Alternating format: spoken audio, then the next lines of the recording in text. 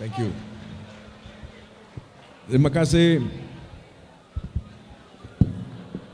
Terima kasih saya ucapkan kepada saudara dan saudari pengerusi majlis. Yang saya hormati sahabat saya Sri Adli, bekas Tuan Menteri Melaka. Yang saya hormati pengerusi DAP Melaka, Saudara Babayo, bekas pengerusi Dato' T. Saya hormati Saudara Liu Chin Tong, semua ahli-ahli jawatan kuasa DAP Melaka dan semua kawan-kawan yang hadir malam ini, masuk juga sahabat saya Superman. Apa khabar semua? Ni hao ma? Wanakkam, Ipri Kingga. Kita sekarang menghadapi pilihan raya. Dan soalan pertama yang orang tanya, kenapa kita adakan pilihan raya ini? Ada beberapa sebab. Pertama, memang sebab yang katakan obvious. Parlimen telah pun dibubarkan kerana ada pergolakan di antara Perikatan Nasional dan Barisan Nasional, dan ini telah pun menyebabkan perlunya satu pilihan raya. Selain daripada itu, kita lihat dalam 5 tahun yang lalu kita ada rekod di mana kita ada 3 Perdana Menteri dalam 5 tahun. Perdana Menteri pertama Dato' Sri Tun Dr. Mahathir Mohamad. Beliau menjadi Perdana Menteri untuk 22 bulan. Kemudian beliau digantikan oleh Tan Sri Muhyiddin Yassin. Kerajaan Tan Sri Muhyiddin Yassin tidak lama juga. Ada perlu untuk ditukar dan digantikan oleh Perdana Menteri seterusnya, iaitu Dato' Sri Ismail Sabri. Jadi apa yang kita lihat dalam 5 tahun yang lalu adalah bagaimana kita adalah sebuah negara yang tidak stabil dari segi politik. Dan apabila negara tidak stabil dari segi politik, kita lihat banyak masalah. Pertama, kita lihat bagaimana orang daripada luar Malaysia yang berhasrat untuk membawa pelaburan ke negara kita, mereka tidak boleh buat keputusan kerana mereka tidak tahu apakah polisi kerajaan. Kalau tidak tahu polisi kerajaan dan tidak tahu berapa lama kerajaan itu, bila ada ketidakstabilan, maka ramai daripada orang-orang pelabur ini tidak akan melabur di Malaysia. Mereka yang sudah labur di Malaysia juga mulai risau. Pelaburan mereka tak selamat. Mereka bawa wang mereka keluar daripada Malaysia. Ini menyebabkan banyak wang yang keluar daripada Malaysia. Seterusnya kita lihat bagaimana dalam rantau ini mata wang kita, nilai ringgit kita pun runtuh. Hari ini saya cek lebih kurang 4.72. Ini menunjukkan tanda-tanda apabila kita ada satu kerajaan yang singkat, kerajaan yang tidak stabil oleh kerana ada pergolakan politik, maka yang menjadi mangsa sebenarnya adalah rakyat negara ini. Menjadi mangsa sebenarnya adalah ekonomi negara ini. Dan akhirnya yang menjadi mangsa sebenarnya adalah masa depan negara kita. Jadi di sini tuan-tuan dan puan yang saya hormati sekalian, kita kena lihat kembali kepada apa yang berlaku dalam 2018. 2018 menjadi satu titik sejarah untuk kita semua. Bukan saja kita berjaya untuk menawan beberapa negeri di seluruh Malaysia, tapi kita juga dapat menubuhkan kerajaan di peringkat persekutuan, kerajaan baru, Kerajaan Pakatan Harapan. Apabila kita menubuhkan kerajaan baru, Kerajaan Pakatan Harapan, ini adalah suara rakyat yang mahu pembaharuan. Apakah pembaharuan itu? Pembaharuan itu adalah supaya kita wujudkan satu kerajaan yang bersih. Kenapa kita perlukan kerajaan yang bersih? Kerana pada masa itu memang kita dengar berkenaan dengan skandal-skandal rasuah yang cukup besar di dalam pimpinan Kerajaan Barisan Nasional. Walaupun kita kerap kali bangkitkan isu berkenaan dengan perkara itu, tidak ada tindakan yang diambil. We all saw how we had issues relating to corruption, mass scale corruption. And although we raised those issues here in Parliament, no action taken. Apabila kita bangkitkan, tindakan dibawa terhadap pihak kita. Dan di sini kita juga kena lihat kembali kepada apa yang berlaku di Amerika. Masa itu walaupun kita rakyat Malaysia, kita dengar berkenaan dengan skandal-skandal ini, kita dapat melihat bagaimana negara-negara lain ambil tindakan dalam kes yang melibatkan Malaysia itu, iaitu 1MDB. Ini adalah satu perkara yang kita semua ingat kembali. Perkara yang unik. Kerana Malaysia kita ada sistem keadilan. Di Malaysia kita ada sistem perpolisan. Di Malaysia kita ada sistem di mana kita ada SPRM dan sebagainya. Patut kita ada agensi-agensi yang boleh siasat kes-kes ini. Tetapi tidak ada siasatan. Sebaliknya, apabila kita membuat tomahan, membuat aduan, bawa ke Parlimen, kita lihat bagaimana perkara-perkara ini dijawab oleh peguam negara masa itu. Apakah yang dinyatakan oleh peguam negara masa itu? Peguam negara mengatakan bahawa beliau telah pun mendirikan satu special unit untuk siasat perkara ini. Apabila beliau menubuhkan special unit itu, siasatan menunjukkan bahawa memang tidak ada masalah yang melibatkan Perdana Menteri masa itu, Datuk Seri Najib Razak, dengan kes yang disebutkan, iaitu kes 1MDB. Now we as Malaysians, we live in a country where we have enforcement agencies. We have the police, you have SPRM, the MACC, and we have complaints of this nature. These are the agencies that are supposed to investigate them. Nah, kita semua tahu, wang yang terlibat, wang itu sangat besar jumlah dia. Apa yang berlaku? Peguam negara masa itu beliau kata tidak ada kes. Jadi apa yang penting masa itu adalah untuk kita sebagai rakyat Malaysia bangkit. Kita sebagai rakyat Malaysia bangkit untuk dengan kekuatan rakyat kita tukar kerajaan supaya kita boleh ambil tindakan. Dan ini berlaku. Ini menunjukkan kita apabila dalam Pakatan Harapan kita membuat janji apabila kita berjaya menjadi kerajaan, kita akan ambil tindakan berkenaan dengan kes-kes ini. Tidak kita henti di situ. Kita juga kata selain daripada tindakan hasil siasatan, kita juga akan pastikan bahawa semua wang yang dikatakan terlibat, yang diletakkan di merata dunia itu dibawa kembali. So this is one of the main promises we made, that there was a need for us to look at how it is we could have better government, better governance and better enforcement in cases like this. Jadi di situ saya lihat buat kali pertama dia rakyat Malaysia bangkit, kita semua bekerjasama dan kita ini berjaya untuk melakarkan sejarah di Malaysia. Buat kali pertama kita lihat Kerajaan Barisan Nasional runtuh di Putrajaya. Selepas daripada itu tindakan telah pun diambil. Dan sekarang kita semua rakyat Malaysia kita tahu bahawa di dalam mahkamah apa yang kita katakan dulu berkenaan dengan skandal ini memang ada tindakan diambil. Kita lihat bagaimana Datuk Seri Najib Razak telah pun dipenjarakan untuk kesalahan ini. Selepas satu perbicaraan di mahkamah, semua peringkat, Mahkamah Tinggi, Mahkamah Rayuan dan kemudian Mahkamah Persekutuan. Tetapi apa yang berlaku selepas daripada itu? Dalam proses kita mencapai dan membawa pembaharuan di Malaysia, dalam proses kita dalam Pakatan Harapan sedang menunaikan janji-janji kita untuk melaksanakan pembaharuan, kita lihat bahawa ada wakil rakyat yang telah pun mengkhianati. Ada mereka dikatakan menjadi katak, mereka lompat. Apabila lompat, kita lihat kerajaan kita di Putrajaya jatuh.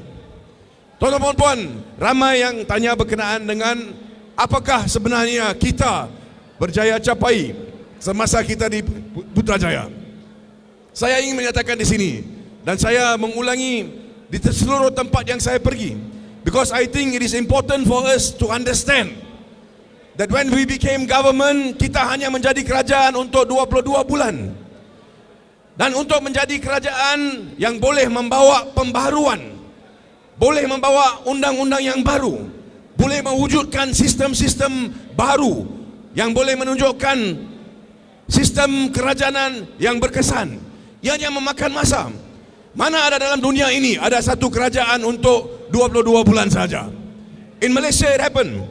Tetapi kita dalam Pakatan Harapan, walaupun 22 bulan sahaja, kita berjaya melaksanakan beberapa tindakan yang penting untuk rakyat Malaysia.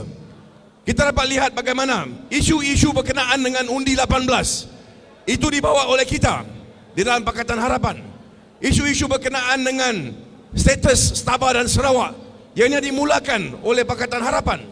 Kita lihat bagaimana kita mula untuk menurunkan tol di Malaysia. Dulu mereka kata di dalam Malaysia kalau kita menjadi kerajaan tidak boleh turunkan tol. Itu tak betul. Kerana apabila kita menjadi kerajaan, kita berjaya. Kita panggil semua konsesi-konsesi, kita kaji semula. Kita runding dengan mereka bagaimana kita boleh kurangkan tol, dan akhirnya tol dikurangkan sebanyak 18%. Ini permulaan sahaja. Kalau kita jadi kerajaan untuk 5 tahun, sudah semestinya kita dapat selesaikan masalah tol ini. Tetapi masa tidak mengizinkan. Kemudian kita lihat bagaimana, seperti mana sahabat saya, terpelajar saya Cintong katakan tadi, hasil daripada rujukan kita kepada projek-projek besar. Dulu semasa BN, projek yang biasa harga dia 3 kali ganda. Apabila kita nampak dia punya kos dia, kita tahu kos ini sangat tinggi kerana ada pihak-pihak tertentu yang terlibat. Jadi apa yang kita laksanakan? Masa itu Menteri Kewangan kita panggil balik kontrak-kontrak itu, dan kita tengok bagaimana kita boleh runding semula. Hasil daripada mana kita selamatkan hampir 45 bilion dalam 1 tahun. Ini adalah tindakan yang diambil oleh Pakatan Harapan. Dan apabila kita lihat kepada keperluan untuk kita pastikan bahawa Malaysia ini boleh bersaing dengan negara-negara lain dari segi ekonomi, when we look at opportunities and how this we can enforce Malaysians, kementerian saya telah pun memastikan bahawa kita turunkan harga internet, naikkan kelajuan internet kita. Ini adalah menunjukkan bahawa dalam pemerintahan kita fokus kepada 2 perkara. Pertama, kita fokus kepada bagaimana kita boleh bersihkan negara kita. Bersihkan negara ini dari segi mereka yang ada kes-kes itu diambil tindakan, dan wang-wang yang telah pun lesap akibat daripada kes-kes ini kita dapatkan kembali. Keduanya, kita juga telah menunjukkan bahawa kita telah membawa pembaruan undang-undang yang diperlukan sekiranya kita hendak pastikan bahawa negara ini ada sistem yang berkesan untuk pastikan bahawa tidak berlaku lagi masalah ini dalam masa depan. Jadi kepada semua di sini, kita lihat kembali sekarang. After 5 years, we are here again, and we are facing an election. Kita ada pilihan. Pilihan kita, depan kita jelas. Pilihan kita PH. Saya telah pun mengatakan tadi, apakah sebenarnya pencapaian-pencapaian kita? Sedikit daripada dia. Kemudian kita ada PN, Perikatan Nasional dan Barisan Nasional. Tuan-tuan yang saya hormati sekalian, apabila Perikatan Nasional menjadi kerajaan, ini adalah hasil daripada lebih daripada 11 ahli parlimen yang lompat pada masa itu. Mereka asalnya ahli-ahli parlimen daripada Pakatan Harapan. Kemudian mereka lompat, dan itu menyebabkan jatuhnya kerajaan kita. Jadi ramai yang lihat kepada perkara ini, dan mereka tanya, kenapa kita harus keluar untuk undi? Why should we come out and vote? Kalau kita keluar undi pun kita berbaris berjam-jam di situ.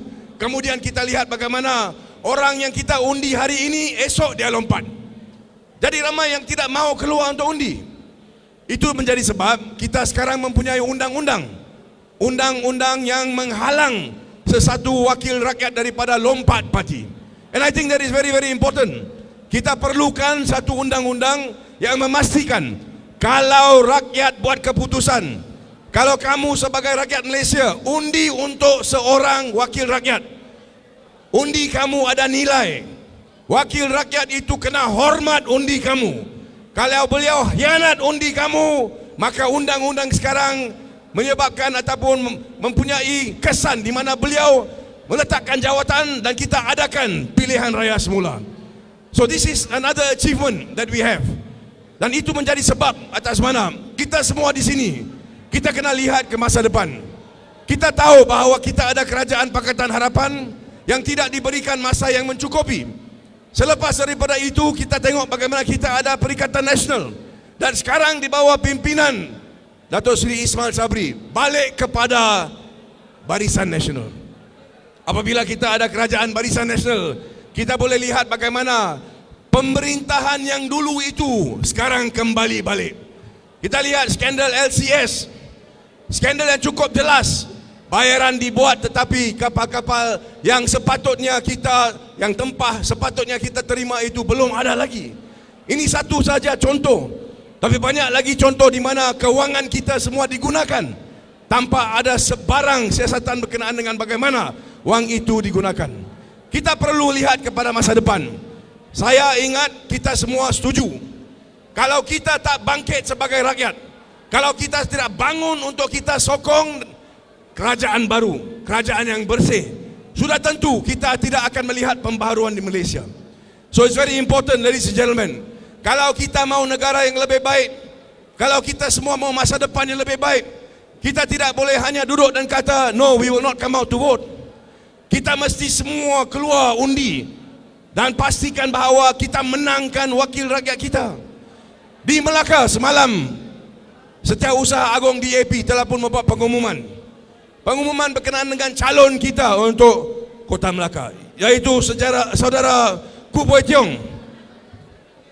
Saya harap bahawa semua di sini akan memberikan sokongan yang penuh kepada saudara Koo Poe Tiong. Beliau telah pun melaksanakan tugas sebagai ahli parlimen dengan baik. Saya tahu, saya ada dekat parlimen. Saya rasa Koo Poe Tiong boleh menang di Kota Melaka. Betul tak? Boleh atau tidak? Tapi itu tak cukup. Itu tak cukup. Satu orang menang, kita tak boleh menang kerajaan. Kita pernah pastikan bahawa kawasan-kawasan yang dekat, Alor Gajah, Jasin, Tangga Batu, kita juga kena menangkan masjid tanah. Bolehkah kita semua keluar dan berikan sokongan kepada semua calon di tempat-tempat itu untuk menangkan mereka? Can we do it or not? Boleh atau tidak? It is up to us. Saya kerap kali memberitahu, tugas ahli parlimen adalah untuk bersuara di parlimen. Tetapi seorang ahli parlimen tidak boleh menukar kerajaan. Beliau tidak boleh tukar dasar-dasar. Beliau hanya boleh membuat ataupun bersuara untuk rakyat di parlimen. Isu dia bagaimana kita pastikan bahawa kita ada kerajaan yang baru. Untuk kerajaan baru, ini adalah tugas dan tanggungjawab kita sebagai rakyat. We all have a responsibility. It is important for all of us to make sure that we come out and vote. Because if we don't come out and vote, then the other side will win, and we cannot have that. Saya yakin tuan-tuan dan puan bahawa dalam pilihan raya akan datang, kita akan pastikan bahawa kita dalam Pakatan Harapan akan menang. Saya yakin, saya lihat sahabat terpelajar saya yang duduk di sini, my learned friend Datuk Seri Adli. Beliau menjadi seorang ketua menteri yang cukup cemerlang. Saya tahu apabila saya datang ke Melaka nak jumpa dia, nak laksanakan program-program yang baru, tidak ada masalah. Perjumpaan 15 minit, perkara itu selesai. Ini adalah jenis pemimpin yang kita perlukan. Jadi di sini kita ada pemimpin-pemimpin yang kita tonjolkan, yang sangat berkaliber. Kita kena lihat kepada apa yang berlaku di Malaysia sekarang. Apa yang disebut oleh Baba Yo tadi memang betul. Kita tidak perlukan pilihan raya ini. Ini bukan bermaksud kita takut untuk hadapi pilihan raya. Tidak. Kita dalam Pakatan Harapan, kita bersedia. Kalau nak lawan, kita boleh lawan, no problem. Tapi isu dia, kenapa kita kena buat pilihan raya sekarang? Kita lihat hari-hari bagaimana ada hujan yang lebat. Bila ada hujan yang lebat, kita ada banjir. Kadang-kadang banjir itu besar. Kawasan saya, Puchong, bila ada banjir, air itu naik kadang-kadang sehingga 10 kaki. Disember tahun lalu, saya ada di situ. Kalau berlaku macam itu, memang susah untuk rakyat. Tetapi kenapa kita adakan pilihan raya ini sekarang? Why is there a need for this election now? Kita kena lihat kepada mereka-mereka yang adakan kes. Kita semua tahu siapa mereka. Hanya kita sebagai rakyat boleh hentikan mereka daripada kembali kepada kuasa. Saya nak tanya semua di sini, kalau tahun 2018 kita tak tukar kerajaan, adakah tindakan akan diambil dalam kes 1MDB? Ada atau tidak? If we didn't change government in 2018, of course no action will be taken. Jadi sekarang tindakan telah pun diambil, betul? Semua orang tahu bukan? Tapi kalau kerajaan baru datang, adakah kerajaan itu akan pastikan bahawa tindakan ini diteruskan? If we have a Barisan National Government returning, can we rest assured that the action taken will continue? Ataupun adakah kita lihat di mana satu keadaan di mana apa yang telah pun kita berjaya laksanakan, termasuk kes-kes yang sudah selesai, ada keputusan dibuat untuk menerbalikkan keputusan itu. Ini satu perkara yang cukup penting. So it is for all of us here to recognize, kalau kita tidak keluar ramai-ramai dan undi untuk Pakatan Harapan, maka ada kepastian bahawa benda ini akan berlaku. Dan saya rasa kita kena pastikan ianya tidak berlaku. Tuan-tuan dan puan, saya datang ke sini untuk memberi sokongan saya kepada semua calon yang akan mengambil bahagian di dalam pilihan raya peringkat kebangsaan yang akan diadakan pada 19 hari bulan November ini. Saya ingin mengucapkan terima kasih kepada semua yang hadir malam ini untuk memberi sokongan kepada tim kita di Melaka. Saya lihat ramai yang hadir dan ini memberikan kita semangat untuk kita terus berjuang untuk rakyat. Jadi kepada semua yang ada hadir di sini, saya nak tanya, bolehkah kita menangkan semua calon-calon kita di Melaka? Boleh atau tidak? Boleh atau tidak? Kita lawan tetap. Jadi pastikan kita semua bangkit pada 19 hari bulan November, keluar beramai-ramai dan kita menangkan pilihan raya ini untuk pihak Pakatan Harapan. Sekian, terima kasih. Nominandri Wanakam, Siese Niman.